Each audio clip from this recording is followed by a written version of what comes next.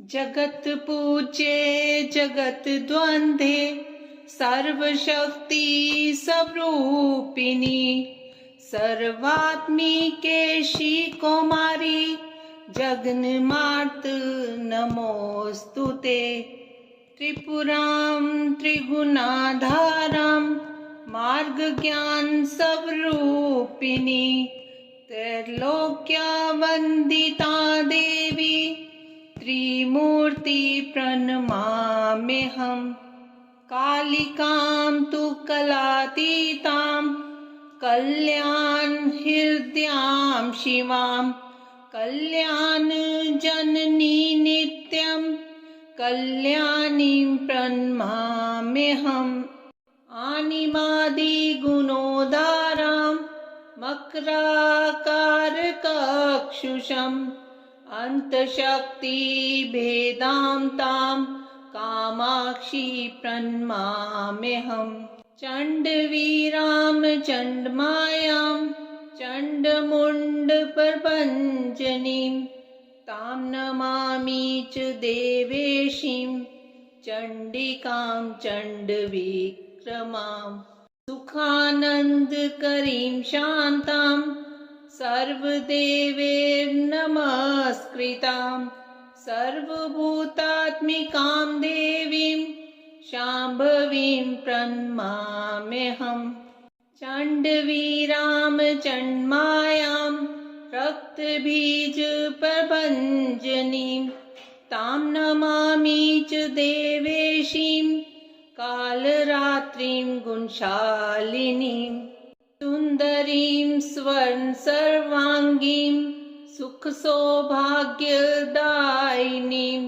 संतोषजननीं देवीं महागौरी प्रणमाम्यहम्। दुर्गमे दुस्तरे कार्य भयदुर्ग विनाशिनी प्रणमामि सदा भक्त्या दुर्गा दुर्गतिनाशिनी। राधा साध्यं साधनं यस्य राधा मंत्रो राधा मंत्रदात्री च राधा सर्वं राधा जीवनं यस्य राधा राधा राधा वाचिकिं तस्य शेषम्। सुमन सवंदित सुंदरी माधवी चंद्र सहोदरी हेममये मुनिगण मंडित मोक्ष प्रदायिनी मंजुल भाषिनी वेदनुते पंकजवासिनी देव सुपूजित सद्गुण वर्षनि शांति युते। जय जय हे मधुसूदन कामिनी आदिलक्ष्मी सदा पालय माम्। अहि कलिकल्मषनाशिनि कामिनि वैदिक रूपिणि वेदमये क्षीर समुद्भव मंगल रूपिणि मंत्र निवासिनि मंत्रनुते मंगलदायिनि अम्बुजवासिनि देवगणाश्रित पादयुते। जय जय हे मधुसूदन कामिनी धान्यलक्ष्मी सदा पालय माम्।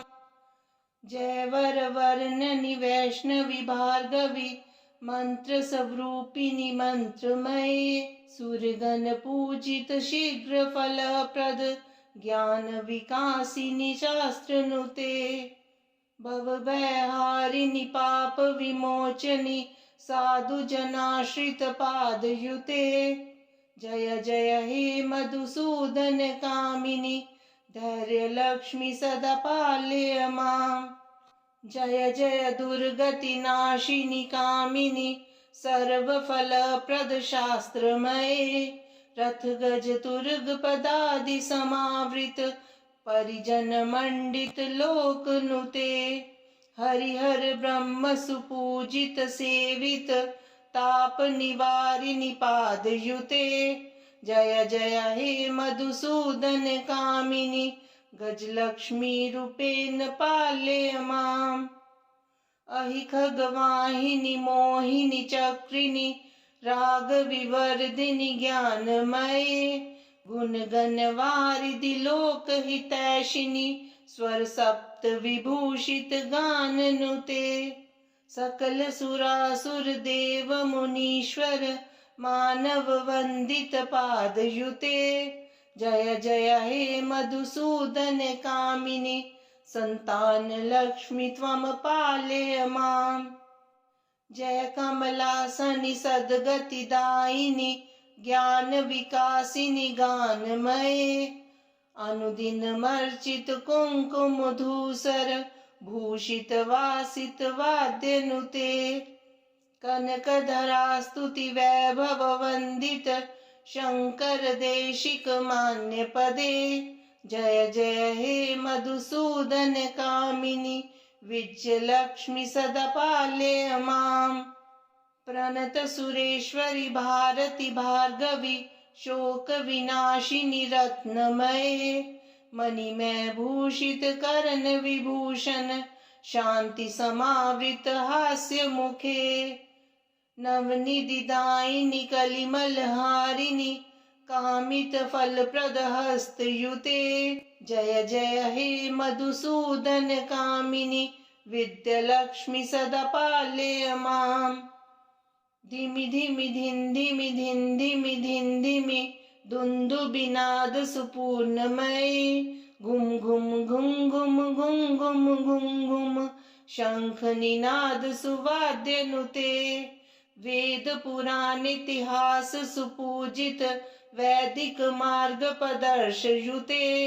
जय जय हे मधुसूदन कामिनि धनलक्ष्मी रूपेण पालय माम्। धराधरेन्द्र नंदिनी शशांक मौलि संगिनी सुरेश शक्तिवर्धिनी नितांत कांत कामिनी। निशाचरेन्द्र मर्दिनी त्रिशूल शूल धारिणी मनोव्यथा विदारिणी शिवं तनोतु पार्वती। भुजंग तल्पशामिनी मोग्रकांत भागिनी प्रकाश पुंज दायिनी विचित्र चित्रकारिणी। प्रचंड शत्रुदर्शिनी दया प्रवाह वर्षिणी सदा सौभाग्यदायिनी शिवं तनोतु पार्वती। प्रकृष्ट सृष्टिकारिका प्रचंड नृत्य नर्तिका पनाक पानी धारिका गिरीश ऋग मालिका। समस्त भक्त पालिका पीयूष पूर्ण वर्षिका कुभाग्य रेख मर्चिका शिवं तनोतु पार्वती। तपश्चरी कुमारिका जगत्परा प्रहेलिका विशुद्ध भाव साधिका सुधा सरित प्रवाहिका।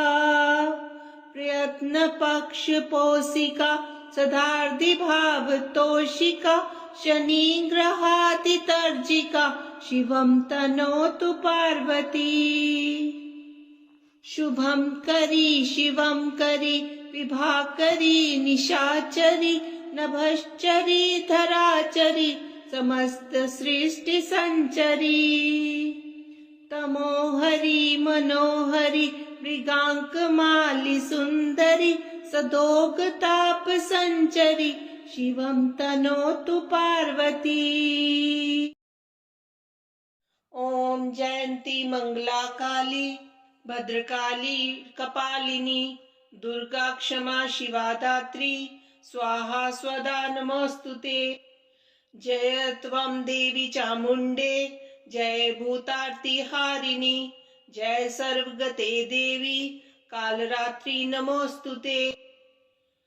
मधुकैटभ विद्रावी विधात्री वर्धे नमः।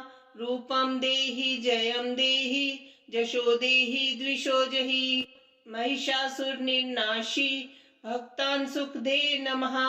रूपं देहि जयं देहि जशो देहि द्विषो जहि।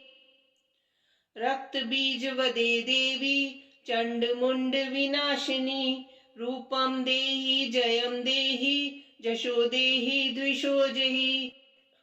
शुंभ साइव निशुंभस्य धुर्माक्षस्य च मर्दिनी रूपं देहि जयं देहि जशो देहि द्विषो जहि।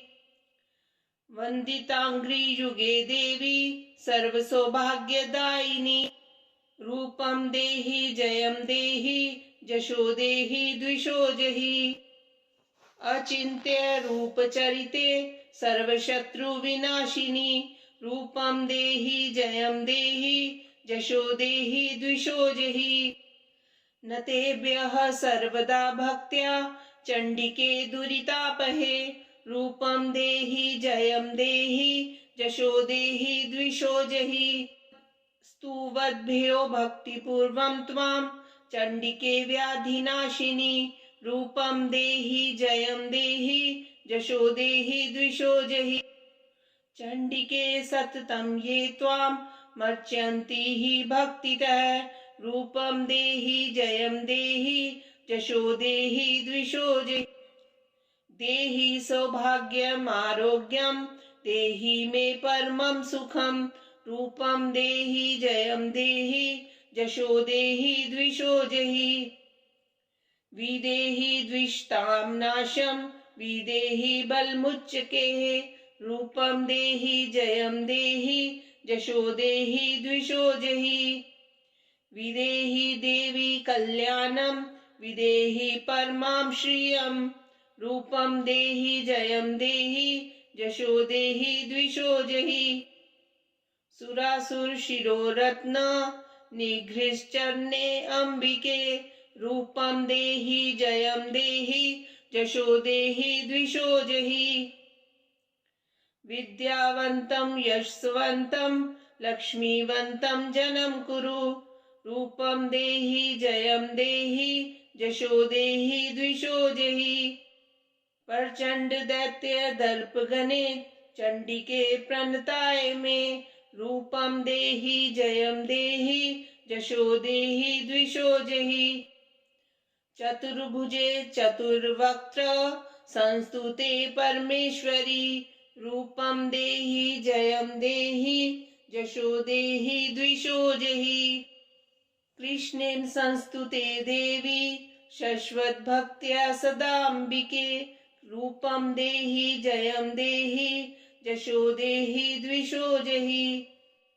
हिमाचल सुतानाथ संस्तुते परमेश्वरी रूपं देहि जयं देहि जशो देहि द्विषो जहि। इंद्राणीपति सद भाव पूजिते परमेश्वरी रूपं देहि जयं देहि जशो देहि द्विषो जहि। देवी प्रचंड दोर्दंड दैत्य दर्प विनाशिनी रूपं देहि जयं देहि जशो देहि द्विषो जहि। देवी भक्त जनो दाम दतानंदोदयंबिके रूपं देहि जयं देहि जशो देहि द्विषो जहि। पत्नी मनोरमा देवी मनोवृतानुसारिणीं तारिणीं दुर्ग संसार सागरस्य कुलोद्भवाम्। इदं स्तोत्रं पठित्वां तु महास्तोत्रं पठे नरः स तु सप्तशती संख्या वरमाप्नोति संपदाम्।